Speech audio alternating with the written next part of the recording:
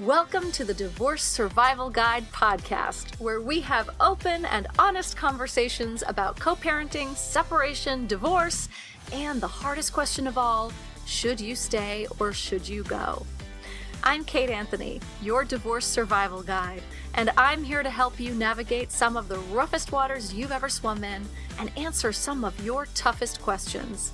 I've been to hell and back, and now it's my mission in life to help you get to the other side of this process with your sanity and your heart intact.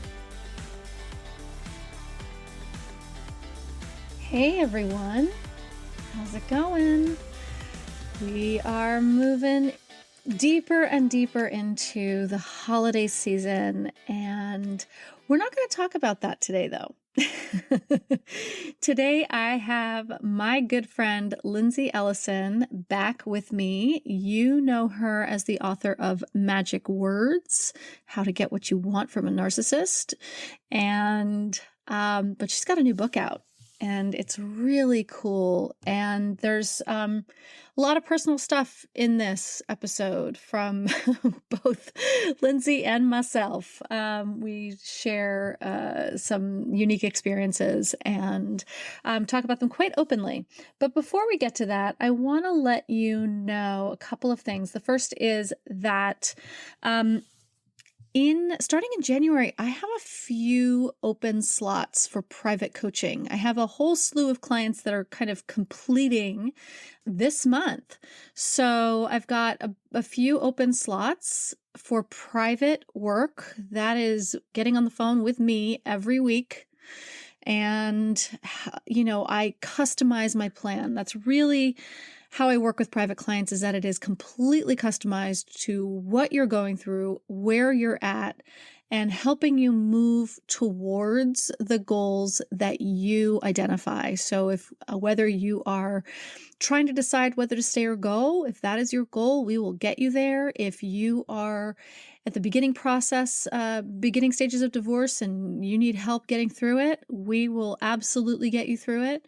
Better informed and stronger and increased amounts of clarity and confidence and all of that.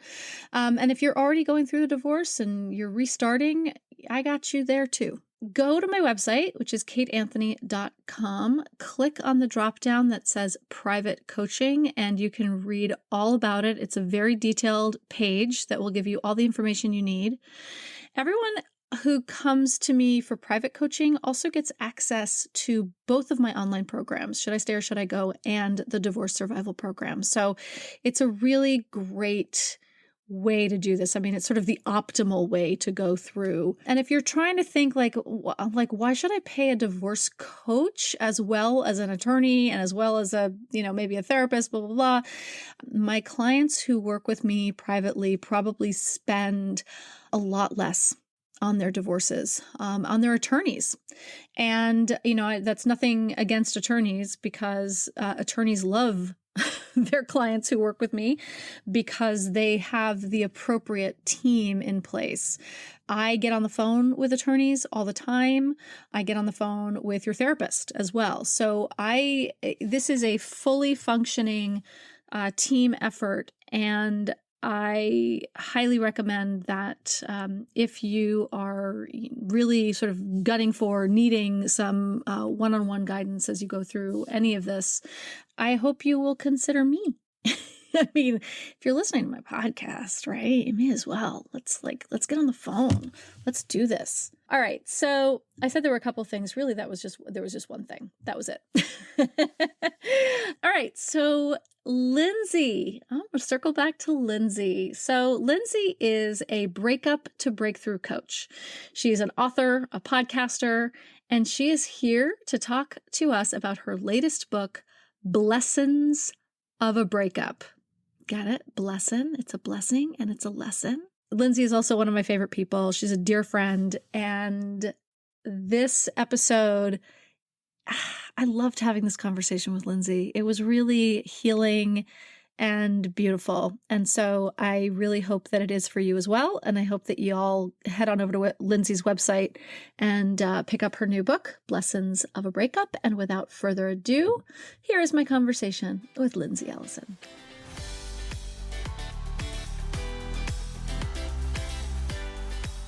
Welcome back to the podcast, Lindsey Ellison, one of my favorite people.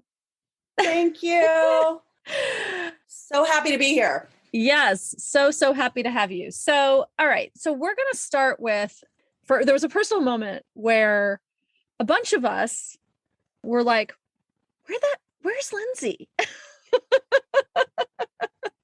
Is that okay to talk about? That's perfect. It's a great set. This is a great set. Yeah. This was last year. This was last year. Last year, there was a moment where all of us realized, Susan Guthrie, Gabrielle Hartley, it was like a group of us, and we were like, where the hell is Lindsey?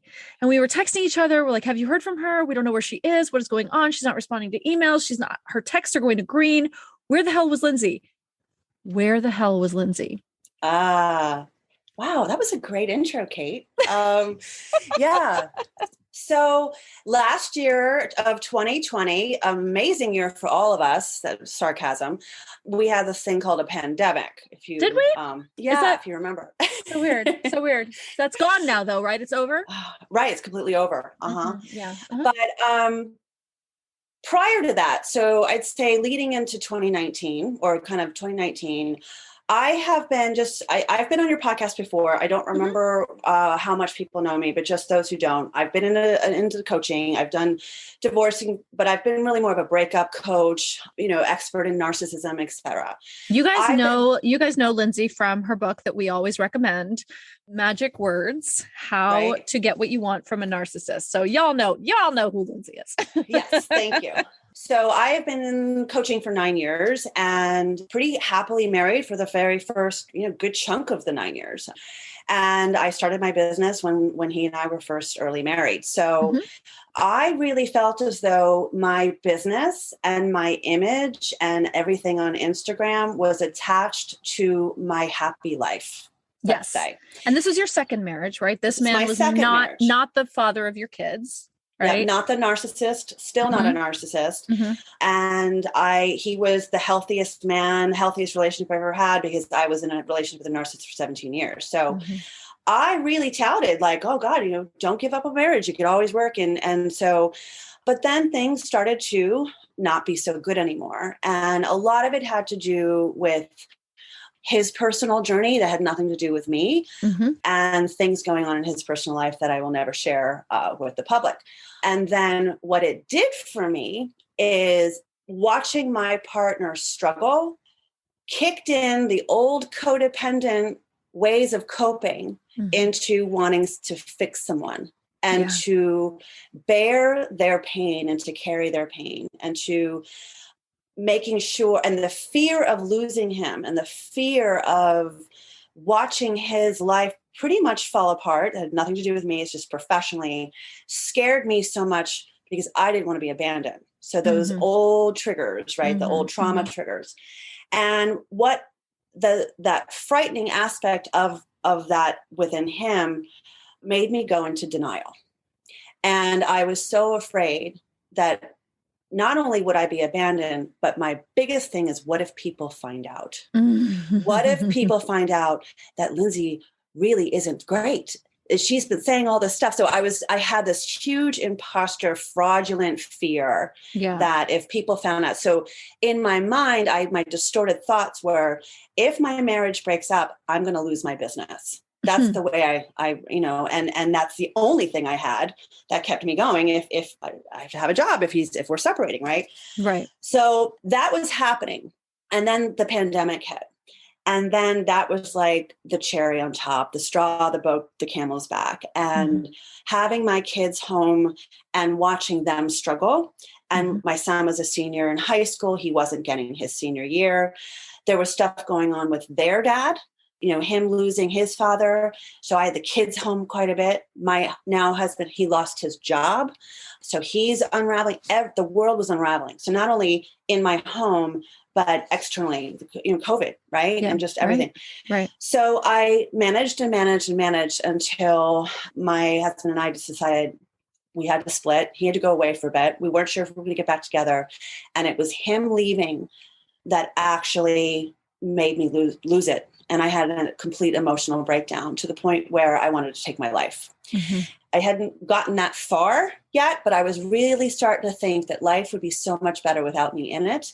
And I just needed to get, I honestly didn't know what was happening to me.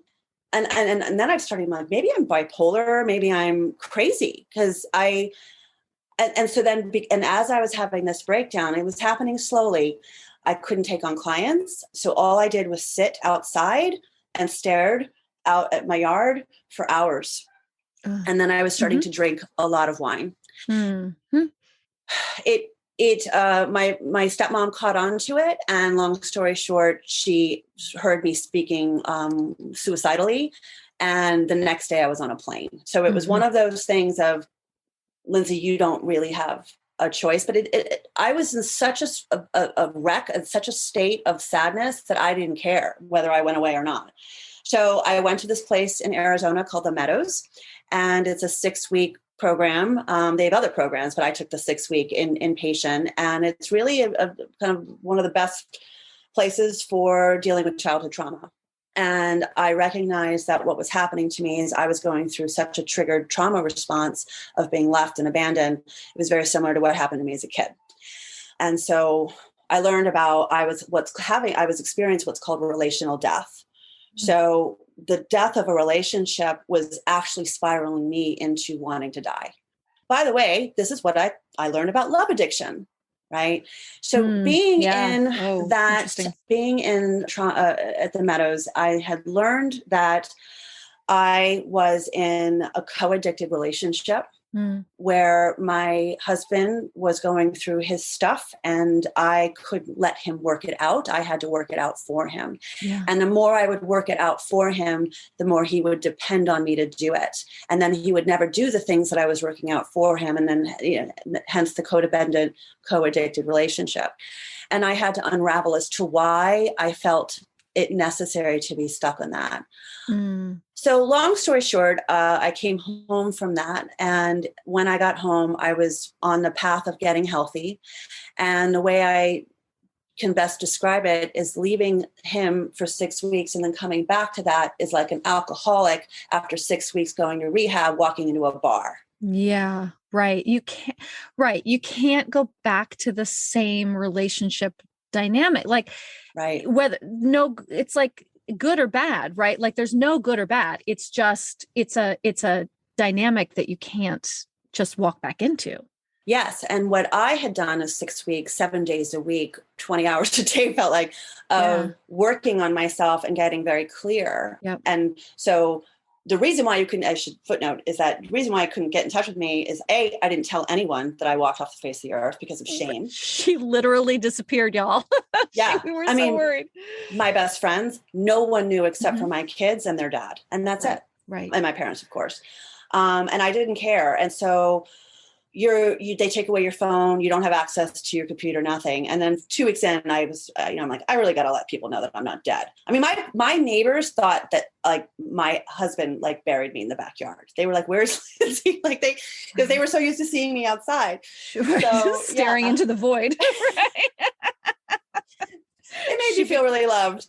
She became the void, y'all. She became the void. Exactly. Yeah. So I ended up just coming home and recognizing that, and this is what happens, and I always like to apply my story to what your listeners might be going through, is when we leave a relationship and we try to go back into it, and we're getting triggered, what he was still working on that hasn't really been resolved, it was triggering me to want to help him. Right. And I learned that I had to have the boundaries around it. So we ultimately ended up splitting for good. And it was like a breakup I've never had before, where I broke up with someone I really loved. Yeah. Never had that. All my breakups are like, fuck you, I'm done. Right. There was not really, it really wasn't that. Mm-hmm. And it was this mutual understanding and self-love for both of us and him. And I did not, and I was unprepared by the pain of that. I did not think it would be that hard. Right. Because you go through significant withdrawal when you break up with someone that's not good for you. And if you still like them. And I knew this was happening, right? Because I at least had all the training at this point. And so from really it was like last year, from like November through February, I was just in a deep state of grief. Yeah. it was so painful and the withdrawal was so strong that I was negotiating with myself of how can I get back together with him? Mm-hmm. It wasn't that bad, right? And then through all of that, I ended up having to turn to God, of some higher power, to get me through this, because I recognize that in love addiction or any toxic relationship, we make our partners our higher power. Mm-hmm. We lose sight of ourselves. Right. Just like alcoholics make alcohol their higher power. Right.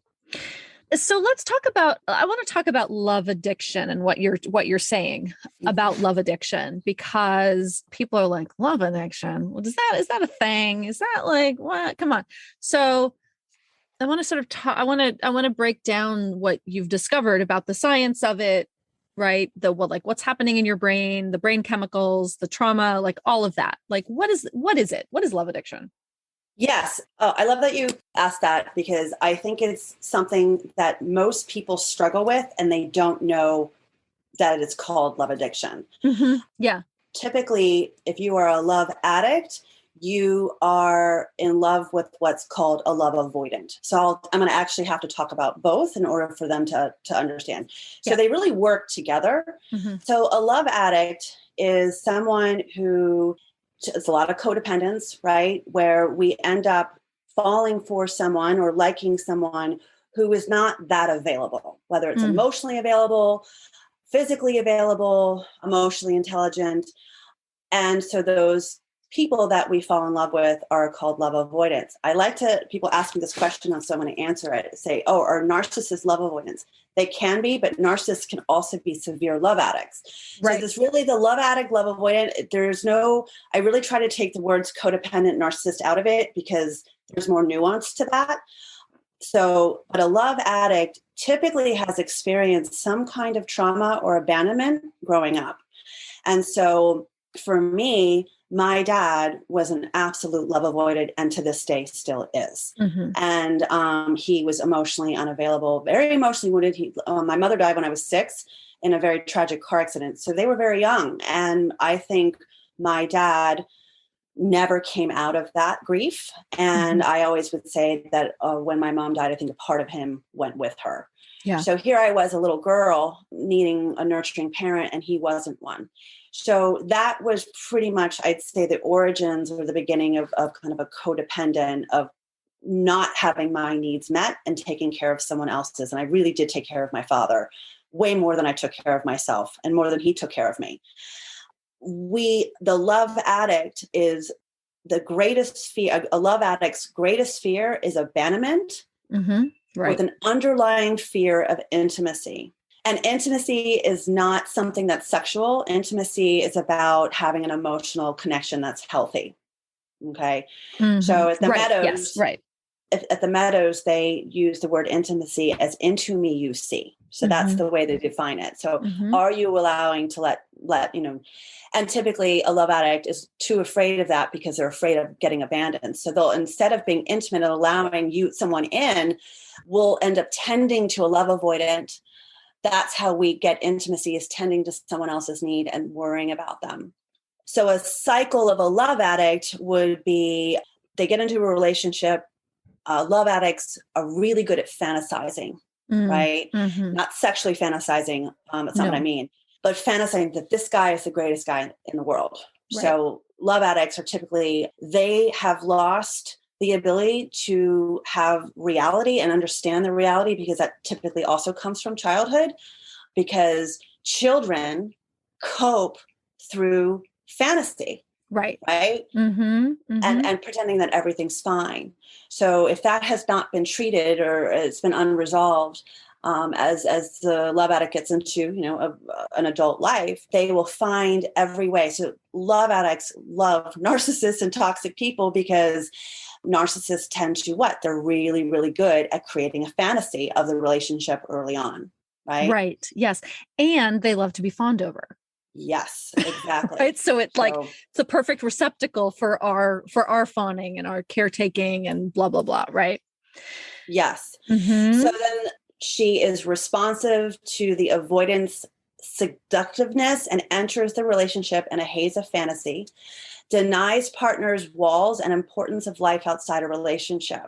So whatever the walls are going on with their partner, they're love avoidant, whether they get into, whether it's work or they actually have another relationship going on, whatever that thing is, a love addict will then realize what's going on and experiences an event that shatters the denial that we've been having about the relationship.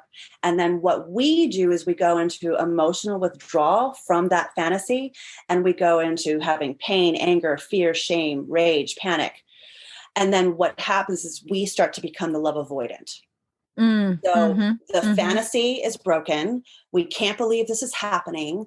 And then we go into this mode where we retreat. And those moments when we retreat is we become the love avoidant, and then the love avoidant becomes the love addict.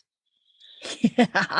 So they're trying to come after us. Yes. So this is the love bombing cycle, right? This is and I want you back. I promise to be better. I'll go to therapy if I can't lose you, etc. Right? And so then the relationship will then create some kind of equilibrium for a while, and everything will be normal. And the love addict then gets a high off of this normalcy and will start to obsess and eventually start to really get back into the relationship. Everything's great. And then the love avoidant is like, whoa, this is way too much. And then the love avoidant will retreat, and the same cycle will happen. And somewhere along the lines that started happening to me and my partner for like 4 years before we split. And it just became more and more toxic. So to say what a love avoidant, you're going to see something that's interesting. So I just said a love addict, their greatest fear is that of abandonment with an underlying fear of intimacy. A love avoidant, their greatest fear is that of intimacy with an underlying fear of abandonment. Yeah. It's kind of mind-blowing, right? It's like the perfect, all the pieces just kind of fit perfectly together in this toxic, it's a perfect match, and yet also like the worst, right?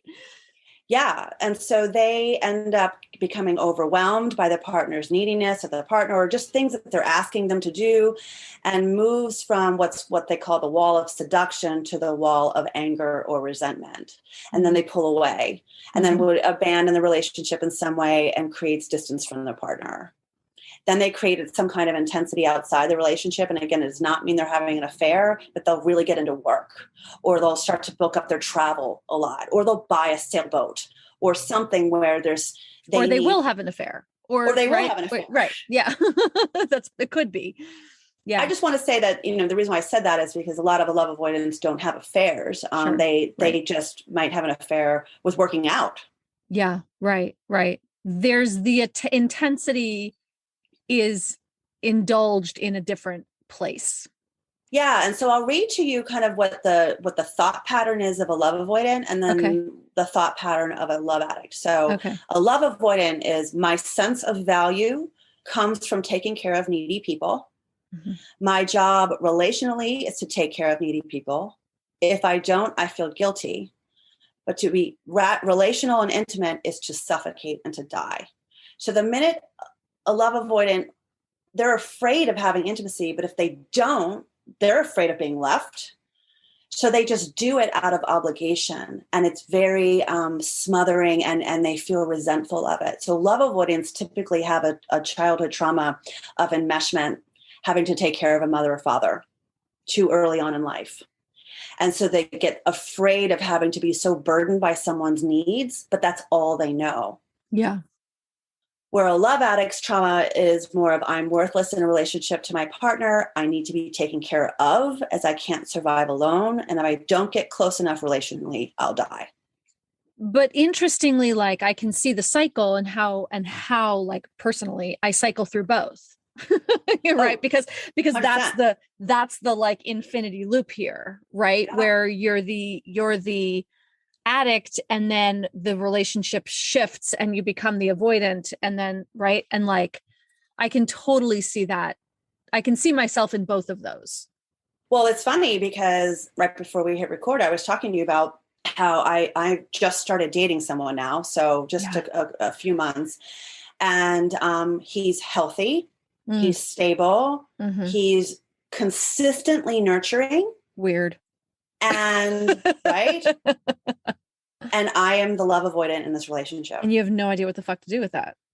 Yeah. And so in the beginning, I found myself like sabotaging and pulling away. And being, quote, bored, right? Were you bored? Bored. Yep. Getting bored. There's nothing to chase here. Right. Right. I don't get a high, because the high, a love addict's high, we like when the guy pulls away, so that when they do come back, we get a high. But this guy is so consistent that I started to think that he was like, I literally interpreted he's getting clingy. He's needy. He's not, because I have had boundaries, and he's like, oh yeah, if you need more time, I'm like, that's fine. Right. He's very secure with himself. And that's when I realized, oh shit, now I'm the love avoidant. God damn it. So then I was like, why is this? And that's what I was saying. I actually had to go back into therapy to understand, again, this is all trauma, because what happened is, as a child, I never got nurturing or love from my father at all, other than my financial needs met and my education and like food on the table. Right. So when a guy is really healthy, I almost don't feel subconsciously worthy of it. And it scares the shit out of me. Right. And you also don't equate it with love, because you have a mapping. Yeah. Right. You've got brain mapping that equates, quote, love with the avoidance that your dad met you with. Right. Exactly. So you don't equate it as love. You're like, what is this? Yeah. Right. And here's the thing that if you were to tell me a year ago that I was going to be on a podcast with you a year later talking about this, I would have been like, there's no way in hell I would ever want anyone to know it. Right. But now that I went through, quote, treatment, and I really do see now codependency as an addiction. We have a thinking problem. Yeah. It has to be managed and stuff. It never, that's why you always say an alcoholic could be sober for 25 years, but they'll still say they're a recovering alcoholic. Yeah. Right. Because they know it has to be managed. And so that's what ended up allowing me to be more open about it, because I have learned the tools, which I now pass on to my clients, and my clients know, oh my God, tell me how to get out of these triggering moments, how can I find? And I know I found this guy because I did the work. That's right. And so I know now that he's healthy and I'm still struggling, I now know, oh, that's my addiction talking to me. That's me. Yeah. Right. Yes. And so one of the keys in this process, in this healing process for you, has been this spiritual, we can call it a spiritual awakening, or we can call it, a spiritual process, right? But there is therapy involved. That's like super duper important. And I think that we can recommend that people find therapists. We talk all the time on the podcast and in my groups about, how to find a good therapist. And we're looking for advanced training in these things. And so one of the things that you recommend is to find someone who's actually been trained by the Meadows. Yeah. Which, just full disclosure, I've talked on the podcast a lot about how I've mentioned it a few times oh God, when was it? It was March of last year, the end of March of this year, 2021, when I was staring into the void and was in a frozen trauma response myself because of some stuff that had happened in my life. I called Lindsey and I was like, where do I go? Right. And so she sent me to the Meadows, and that's where I went. I didn't go for the full 6 weeks. I wish I could have, but it wasn't feasible financially or logistically. And also I would love to have, I really would. But Lindsey did tell me there was a week-long program that she found to be the most sort of profound in her 6 weeks there. And so I was like, I'll go do that. Mm-hmm. So I got fucking all the gratitude in the world, because it really was life-changing. It truly was. So finding someone who is trained by the Meadows is probably, I would say, one of the top things to look for, because the level of understanding of the psychiatric sort of process, especially around codependency, is fucking profound. Hey guys, we're going to take a quick break and hear from one of our sponsors. Wait, don't go anywhere. Seriously, don't go anywhere, because guess what? It's me. I'm the sponsor. This is an ad for my program. Should you stay or should you go? You know that when I was in the depths of despair, struggling to decide whether or not to leave my marriage, I wanted a burning bush. I wanted someone or something to tell me clearly it's time to go, or stay and you'll get through this. It's just a phase. I desperately wanted to protect my son from the fallout of divorce, but I wasn't sure if I was doing more damage by staying in my toxic marriage. What I know now is that instead of a burning bush, what I really needed was a system. There was an enormous stack of emotional boxes at my feet, and I needed someone to help me sort through them, like a Marie Kondo, but for my life. But of course, back in 2008, nothing like that existed. And since it didn't exist for me, it became my life's mission to create it for you. Should I Stay or Should I Go is the only online coaching program designed to help you make the right decision about your marriage once and for all. In this groundbreaking online coaching program, you will unlock the support, education, and deep transformational work you need to finally answer your most burning question. Should I stay or should I go?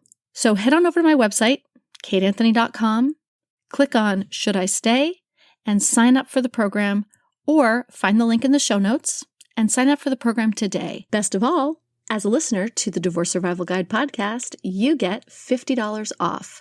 Use the code DSGPOD at checkout, and $50 will be taken off your purchase. You do not need to suffer any longer. I got you. Back to a regular scheduled program. The other part of this, which is also part of the process at the Meadows, by the way, like it's not separate, right? Is this spiritual process, which is what you've written this new book sort of about. So before we get into that, let's talk about the spiritual process and like why does it matter? And like, why does it matter? Why does it matter? Exactly. Because, the Meadows is rehab, if you will, and people go there for all kinds of things, right? So it's not obviously drugs and alcohol, but eating disorders, workaholism, anything where we're doing too much of excessive things that's harming us, they see it as an addiction. So there are 12 steps out there, and I had no idea there was 12 steps for all kinds. There's depression, there's there's CODA, which is Codependence Anonymous, just for. There's sloth, sex and love addiction anonymous. I mean, there's all kinds of, there's stuff for workaholism, there's stuff for eating disorders. So the 12-step program doesn't matter what you're addicted to. It's pretty much the same process. It's the same steps, right? I don't have the steps in front of me, but I believe the first one is admitting that you have a problem. And the second one is handing it over to a higher power greater than yourself. Yeah. Right? No. I mean, yes, the first one is admitted to ourselves and to others that there is a problem. The second one is came to believe that a power greater than ourselves could restore us to sanity, right? And then the third step is actually handing it over, right? So there's a whole step to actually coming to the realization that if your life has become unmanageable, which is part of the first step, that if your life has become unmanageable, that the only way that you can be restored to sanity is by giving it over to a higher power. And it's not even asking you to do it yet. So, which is great, right? There are like 3 steps in the 12 steps that are about becoming willing before even taking the action, right? It's about sort of getting to that stage of being like, okay, I could see that perhaps the way that I've been doing this isn't right. It isn't working. Right. And at the Meadows, you have to attend meetings every day. You get to choose which one. There was one, for every situation. You could do whichever you want. And I think I have been so burned by God and religion. And I've seen what it's done to this country. I see, religion, most wars are for over some. So I've been very anti-G word. Yeah. Yeah. Okay. And so the 12-step program is all God, God, God, or higher power, And so I at least probably walked out of the Meadows having done steps 1 and 2.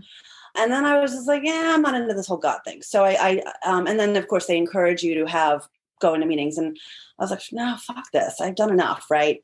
And then I recognized how I was going through such withdrawal and I was in so much pain. I was like, I opened up the big book of AA. Right.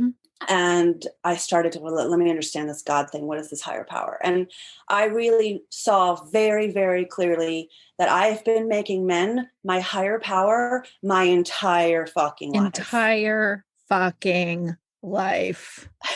Entire fucking life. I mean, I think of every boyfriend I had, high school, middle school, college, where the minute they come into my life, nothing else mattered. Right. And so I just saw, or I have to break the cycle. So that coming into finding in higher power, the pain was so unimaginable where I was, again, the word insanity. I love the words 12-step uses about insanity because it's not that you are insane. Your life is insane. Right. Things are out of control. Right.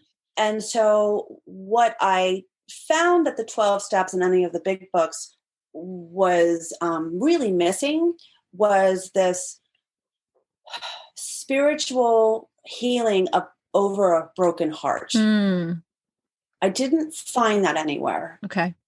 And I wanted a connection or a conversation with my higher self because I was literally praying to God, please remove this pain from me. I don't know what to do. And when I started doing that, I started to see a huge change quickly.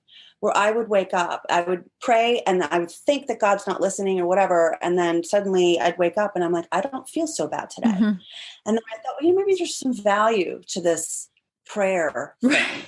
Right. And I started to really, instead of waking up crying, I would then pray about something. I would scan and it kind of became my process of just, what's bothering me? And I would just basically hand it over to my higher power. And I want to say too, is I really did around that time, January, February, I ended up really diving into a program. And I got a sponsor who really helped me through the steps. So I did go through all of them. Yep. So I really, and it's wonderful. You don't have to pay a thing, right? So it's all community and service. But through that process, my relationship with my higher power, I had to find it. So I ended up just starting to ask a question, and then breathe and hear some voice. What was it? Something. Right. I started to write down what I heard. And so then, and I would write it on my phone, on my notes section on my iPhone. And then throughout the day, I would read it over and over and over. It was so comforting. And each one and each thing, I just kept having more unbelievable insights from this thing called my higher power. And that was around February when I really started writing it. And I'd say by April, I made the most amazing shift. I just started to get really, really, really happy. And I felt really, really good. And so I recognized that is what helped me get over the pain. Yeah. And obviously through other work that I was doing. Right. But I don't think you can get over any grief or loss or heartbreak without this component. And I think as a coach, I've been afraid to talk about it because of the G word. Yeah. Right. Yeah. But now I just think you have to incorporate it somehow. Yeah. It's interesting because I have different, this year it'll be, I think it's in April, it'll be 23 years since I walked into my first Al-Anon meeting. So, and it was a fucking process because I grew up in an intellectual household where I had no access to spirituality. Spirituality was anti-intellectual. I had no access to God other than as this, whatever, certainly not benevolent. Right.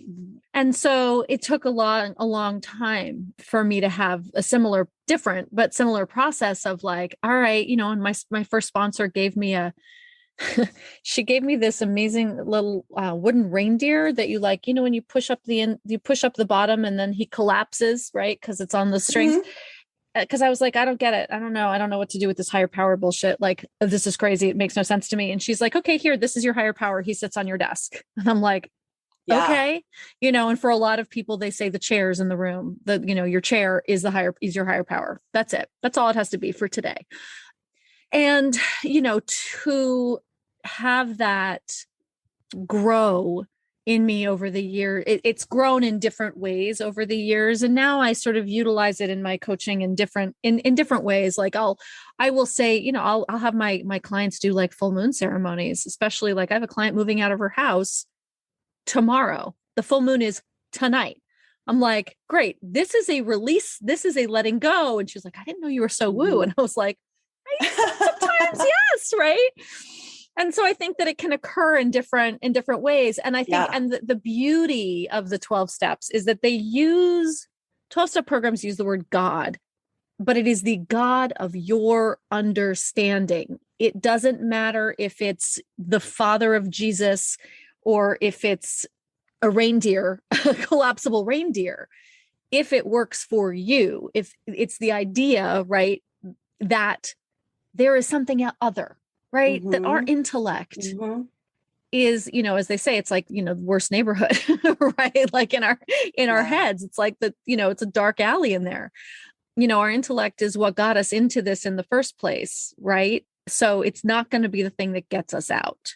Right. And I say this, that, and this is how I kind of formed my writing, which ultimately became this book, Blessons of a Breakup. But I say that our ego is the chief operating officer of all things from the past. Yes. I love the way you put that in there. Our spirit, which I call God, but it's our creator, our spirit is only right now. There is no such thing as yesterday, and there's no such thing as tomorrow.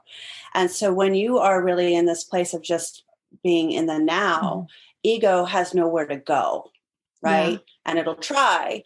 And so ego is fear and spirit is love. And when I really started to just tap into that and just listen for something right now, it's almost a process of, well, ego has nothing to do. So then it is a place where spirit does come through. That higher self can be, you can hear a message or calm or love or a feeling or even seeing things in a way that is more in your higher power. And so when I was in that process was when all these little downloads and messages that came to me, and I started writing them. And it's funny, I really never I wrote it for me. I did not write it. There was no intention of a book, but somewhere in one of my meditations or around August or whatever, it was, now you have to share it. Now you have to share it with someone. And so I ended up copying and pasting all these things into a Word document and started editing it. And I'm like, I guess this could be a book. And I was reading this stuff and I couldn't believe, Kate, that it was me, because it wasn't me. Right. I mean, the way I write it, it is so from a different place. And that's where I really believe that we can all channel this divine thinking. We don't have to go to church or be baptized or like, it's in us. Right. That's right. And we can all channel it. So that's really what I started doing, and hence this piece of work. So let's talk about it. So it's called Blessons of a Breakup. So it's a lesson. So it's a lesson and a blessing. Right. I love the title. I love it. So this book is these downloads. There are 50 blessons, right? And you start with the ego. Right. You really start with sort of excavating what the ego is. Yeah. And how it traps us and also, but you talk about like the innocence of the beginning stages of ego, which is this purity of self. Right. Well, I say that when we're born, we're our most divine selves. We are perfect. If you ever look at a baby, whether it's yours or someone else's, you can't stop looking at this creature of just mystery and divine. And then we really start to pick up that ego around 18 months, 2 years old. And then we're seeing our parents fight or something's happening. And then we start programming. Fear, fear. Yep. So the whole point is to find a way to return back to the innocence and going what I call home. It's going home. We don't need to become a different person. All we have to do is go back to where we came from.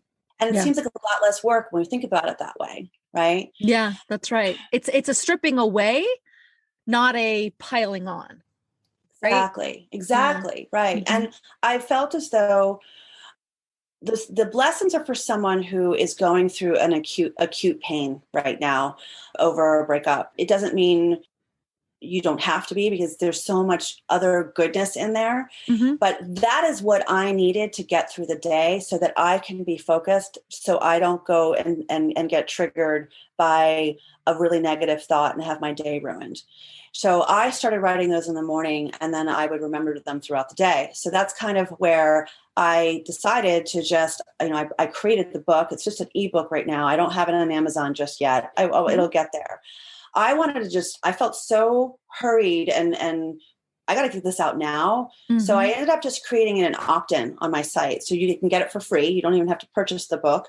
And if you opt into my site and to the Blessons, it's right up at the top. You will get one every day for the next 50 days.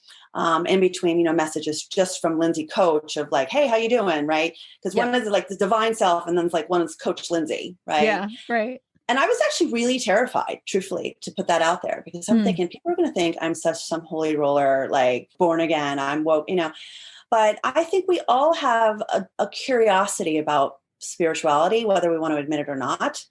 And we're all looking for some connection just between me and me, right? You and you. Yes. I mean, and I think this is what accounts for, all the religion in the world, right? We are inherently seekers. We feel this connection. We feel something. We don't know what it is. It's hard to name it. It's elusive by design. And there's a power in surrendering to it, and receiving the blessings, if you will, that it has for all of us, And I think that, I think the beauty of your book is that I think it appeals to people who are religious, who have a very strong connection to God, and, have a very specific relationship with that, right? Because it really speaks that language. And I think, you invite in the introduction, and I want to invite people as well who don't to see beyond the word God, right? As is sort of invited in 12-step programs and everything, right? So just it's of whatever it is for you. Yeah. Right? Whatever it is for you. Right. Yeah. It's if that's, and and I say this in my introduction, I used to say universe, because I'm a huge believer of universal energy, and there is a loving energy out there that supports us. What I felt as though by saying universe, it was outside of me, and that sometimes I couldn't see it or touch it, where I really started to think that God is in me. It's in all of us, our creator, our spirit. And so to me, that felt more personal. And then I have the power to channel that voice at any moment. And I do say it, definitely use a different word. At the end of the day, it just gets a different lens of getting you outside of your ego thoughts for about 5 minutes a day. It's so important, guys. Our like we say, our best thinking got us here. It ain't going to get us out. It's so true. And I think that, again, whether, we started this off with love addiction, and so much of, it's really simple. You can label yourself love addict or love avoidant all you want.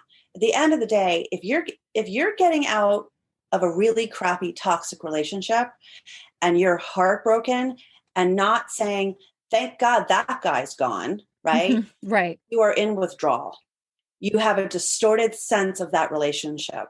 And so that is an addiction, addictive thinking. That's right. And so in order to get out of the addictive thinking, we have to create a daily practice of something outside of that heartbreak. Mm-hmm. And so that's what I really hope to help people with these blessings. I love it. Lindsey, thank you so much. And these are on your website, which is lindseyellison.com. Correct. Okay. Yep. And it's right at the header, sign up. And I also want to point out, there's 2 versions. One is for the love interest of women and the love interest of men. So, and I did not want to create a gender neutral, because to me, I needed a pronoun in there, because how you love a he can be different than how you love a she. So that's why I created 2 different ones. So it'll ask you which love interest you have, and you'll get that. Great. I love it. Thank you so much, Lindsey. Thanks for having me. Such a pleasure and such an honor to have these conversations with you. You have been God knows, a lifesaver and guiding force in my life. So I love it. I actually had a joke with my boyfriend, and I said, you know what? I think I help people because I've had such a fucked up life. So right. Your trauma your trauma that landed you in a treatment center helped me find my way to the treatment center. So it's great. And now we just pass it on to other people. It's awesome. Yeah, exactly. And so that's how we become healers and teachers is I figured out how to solve this problem, and I want to teach others to do it so they don't suffer as much. That's the whole reason why we're in this business. That's right. Amen, sister. Thanks, Kate. Thanks, Lindsey. Thanks for tuning in to another episode of the Divorce Survival Guide podcast. If you like what you hear, head on over to Apple Podcasts or wherever you listen in and leave me a review. And don't forget to follow me on Instagram at the Divorce Survival Guide. I'll see you next time, and until then, remember, you, my love, deserve to be happy.